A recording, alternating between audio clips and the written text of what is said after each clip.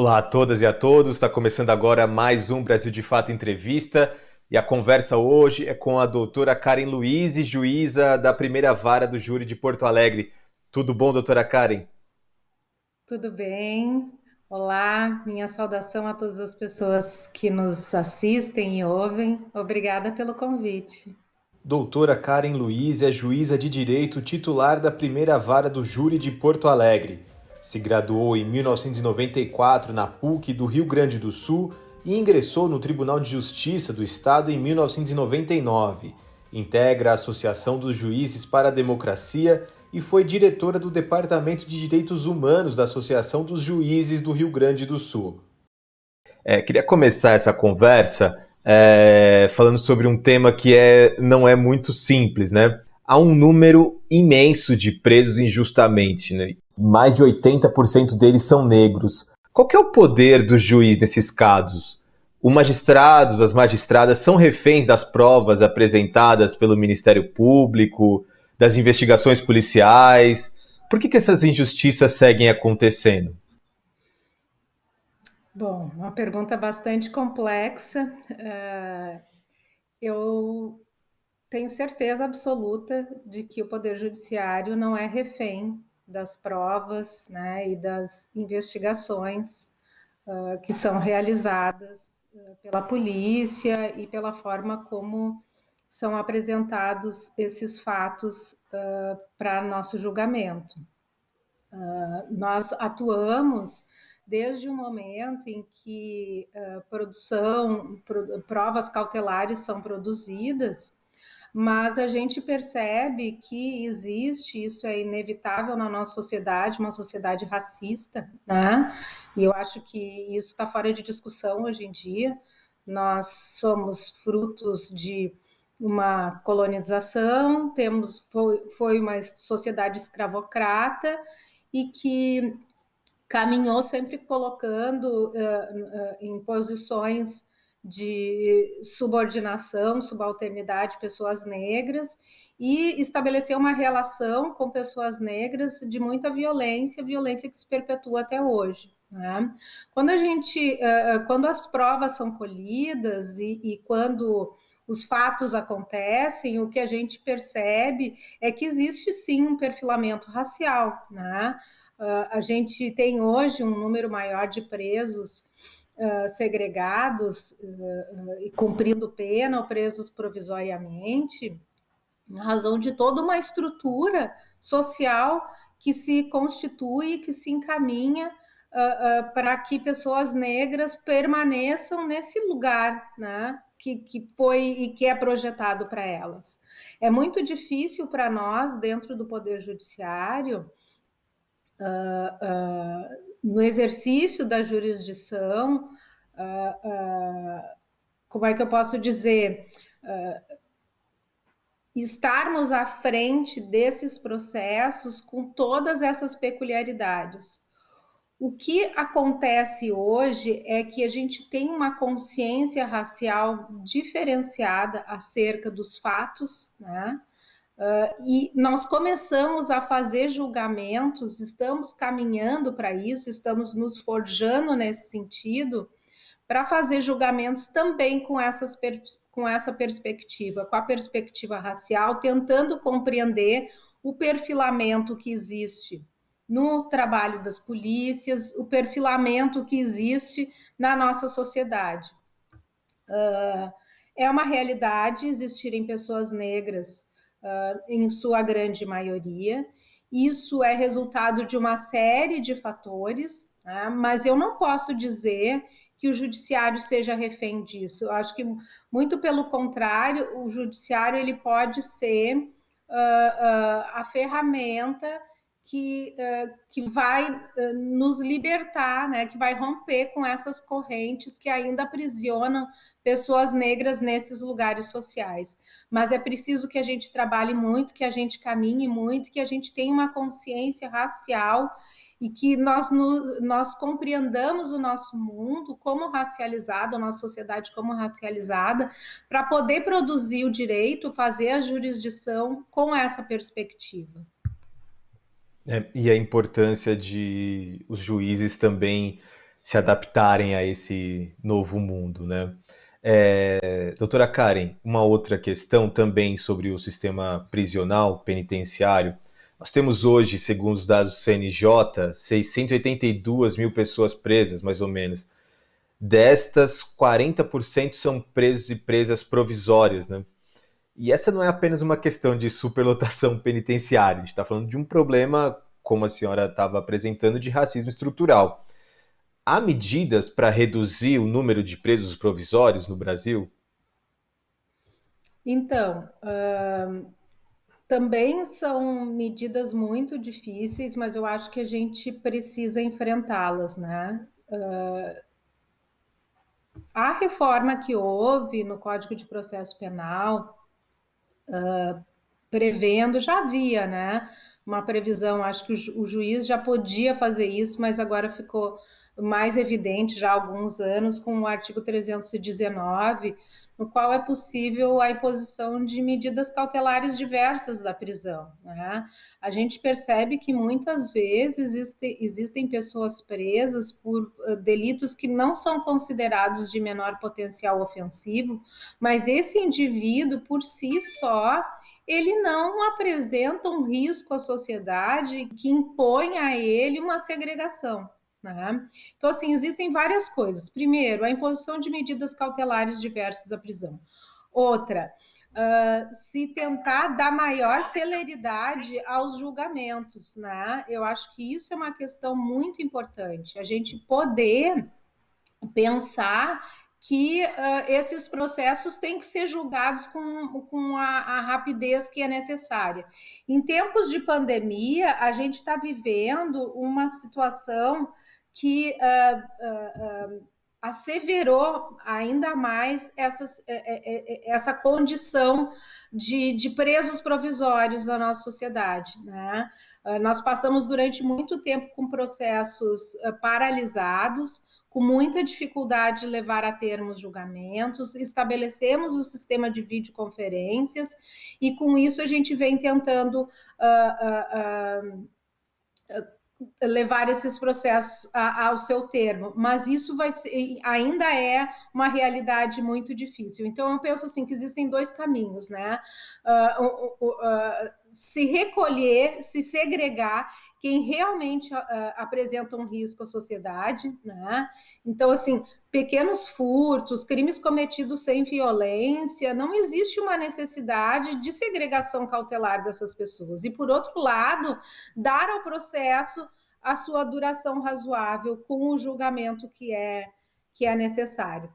Eu penso que agora, e é o caso da minha vara de júri, né, que nós não temos outra alternativa que não a de fazer um grande esforço coletivo para que muitos juízes instruam esses processos e ponham eles, né, coloquem esses julgamentos, principalmente do Tribunal do Júri, em pauta. Eu tenho uma pauta de julgamentos que passa todo o ano de 2022. Vejam bem, e eu faço júris 2 vezes por semana, faço audiência mais 2 dias por semana, então eu estou em sala de audiências durante a maior parte do meu tempo enquanto magistrada. Mas eu acho que aí, a gente falando de estrutura, também é importante colocar isso como uma questão relevante. A gente precisa ter um olhar para a jurisdição criminal que dê conta de toda essa demanda, né, de crimes e de violência que existe na nossa sociedade. Então, muitas vezes, hoje nós temos aqui 4 varas de júri em Porto Alegre, para dar um exemplo, mas talvez nós tivéssemos que ter um número muito maior, né, de juízes, porque o volume de processos que ingressa, nós não temos magistrados que possam fazer frente a essa demanda toda, né? Então, assim, é pensar como o Poder Judiciário e com que prioridade o Poder Judiciário enxerga esses processos, esses fatos sociais acima de tudo, e qual a resposta que ele quer dar. Eu sempre costumo dizer no final dos meus júris que a sociedade, ela não ela quer o julgamento dos processos, né? Principalmente do júri. Não interessa se... Claro que existe um valor, né, inserido nisso, mas a sociedade quer uma resposta de condenação, de absolvição, ela quer o resultado, né? E a gente muitas vezes erra por não entregar esse resultado no tempo correto. Às vezes ele chega muito depois e ele já não tem a relevância social que teria lá naquele momento ou naqueles momentos próximos de quando o fato ocorreu. Então, acho que são vários caminhos, né? Não sei se me Sim. fiz compreender bem, mas são várias frentes que devem ser enfrentadas, né? Não, sim, sim. A gente pode voltar nesse tema da sua jurisdição em Porto Alegre e tudo mais. Queria seguir nessa coisa estrutural do sistema judiciário ainda. A gente teve em toda a história da Suprema Corte no Brasil apenas 3 juízes negros, todos homens. Joaquim Barbosa, indicado em 2003, Hermegenildo de Barros em 1919 e Pedro Lessa entre 1907 e 1921. A trilha para que negros e negras cheguem a esse espaço parece muito longa, né? Então, que alcem postos maiores na magistratura, que se formem em direito, né? Enfim, a trilha é muito longa. Seria possível encurtá-la de alguma maneira, mudando, por exemplo, o processo de seleção para a corte ou alguma outra alternativa? Bom, por óbvio, existem muitas maneiras, mas eu penso o seguinte: em primeiro lugar, o processo de seleção para a corte faz com que pessoas brancas cheguem lá. Então, ele é um processo, em tese, que abriria o acesso a pessoas negras, né? O que acontece é que pessoas negras não são pensadas como possíveis representantes da sociedade, dos juristas brasileiros, para estarem ali. Quando tu dizes que foram só 3 homens, né, eu acho que chama muito a atenção a questão de nós não termos mulheres negras ainda ocupado esse espaço. E eu gostaria muito que uma mulher negra pudesse dizer a justiça no lugar mais alto do Poder Judiciário. Existe também nos tribunais uma dificuldade de acesso das pessoas negras pela própria carreira. Eu acho que isso a gente tem que pensar também como um fator relevante. A gente tem a política de cotas hoje, né, que garante 20% de vagas para pessoas negras nos concursos públicos, contudo, via de regra, quando se conclui o processo seletivo, essas vagas não foram totalmente preenchidas, né? Existe um estudo do Conselho Nacional de Justiça que, inclusive, aponta que para nós conseguirmos chegar aos 20% que estão projetados na Resolução 203, 20% de juízes negros, nós precisamos caminhar até o ano de 2049, vejam bem. E é importante que se aponte um outro dado, que hoje nós temos 18%, então nós vamos precisar de 20 anos, né, de quase 30 anos, para que mais 2% de pessoas negras ingressem. Então, existe uma cadeia, uma sucessão de fatores que dificultam o acesso. Primeiro, a formação, né? Ainda uma formação que ela vem deficitária desde o ensino básico, né? Desde o ensino da educação básica, a dificuldade de se parar no tempo e no espaço para se preparar para um concurso público, né? Um homem negro e uma mulher negra não conseguem parar 5, 6 anos da sua vida sem trabalhar para poderem se dedicar aos estudos para o ingresso na magistratura. Existe tecnicamente também uma possibilidade que nós estamos, que nosso grupo de trabalho sobre igualdade racial no Conselho Nacional de Justiça sugeriu, que seria uma alteração da Resolução 75 do Conselho Nacional de Justiça que diz respeito aos concursos públicos e diz respeito às vagas reservadas para pessoas negras, para que no processo seletivo fossem aprovados para a segunda fase todos aqueles que atingissem a nota mínima, porque em alguns lugares do país isso não ocorre.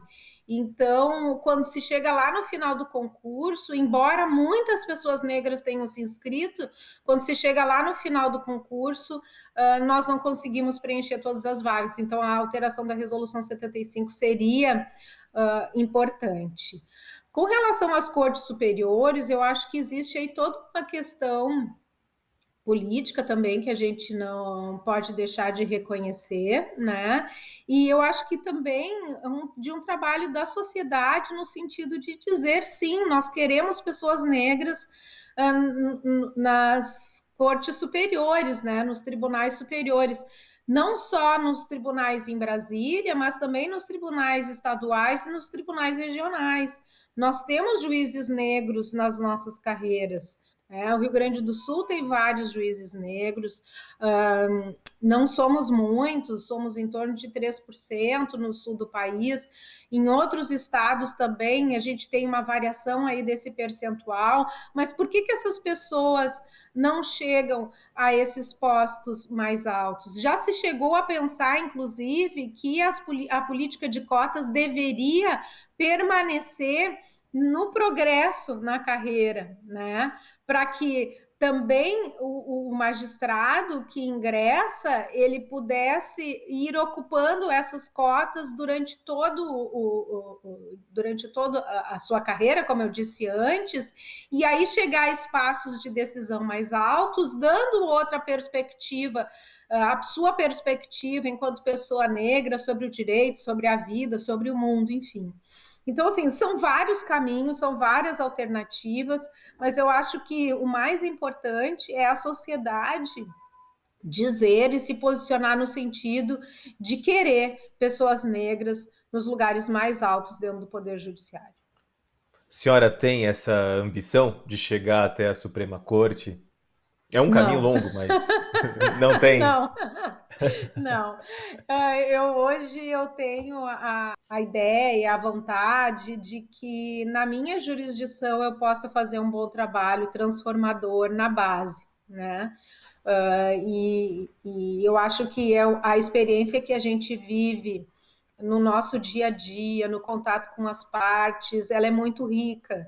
Então, eu me sinto privilegiada de estar ali numa sala de audiências, de poder conversar com homens, com mulheres, com vítimas, com réus, e colher deles as suas impressões, inclusive sobre o Poder Judiciário, e fazer disso uma ferramenta de transformação. Né?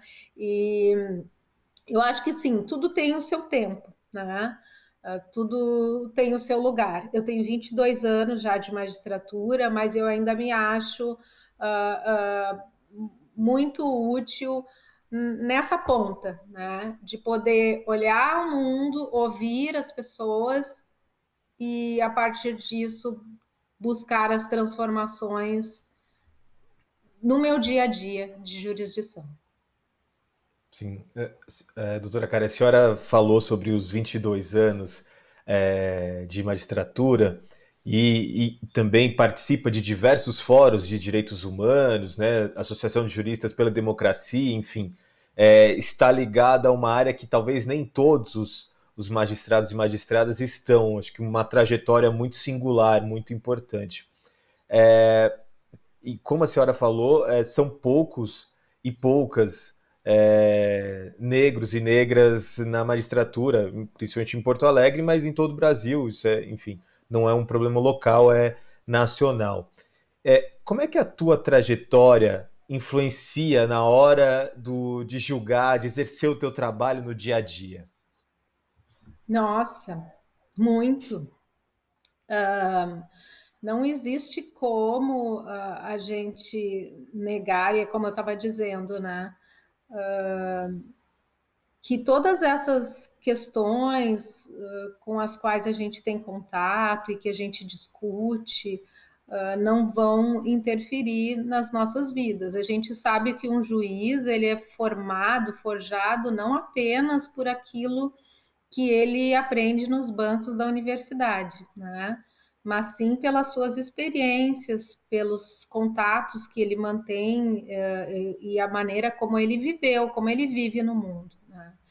Então, assim, a experiência que eu tenho discutindo questões de direitos humanos, a minha trajetória enquanto mulher negra vão interferir diretamente no meu trabalho, né? E eu vou dar um exemplo de como isso pode impactar. Há muito tempo eu venho questionando as pessoas nas minhas audiências sobre como elas chegam no Poder Judiciário e se é a primeira vez que elas estão ali e sobre as suas necessidades. Pode parecer que isso não tem nenhuma, não vai ter nenhum reflexo no processo, né?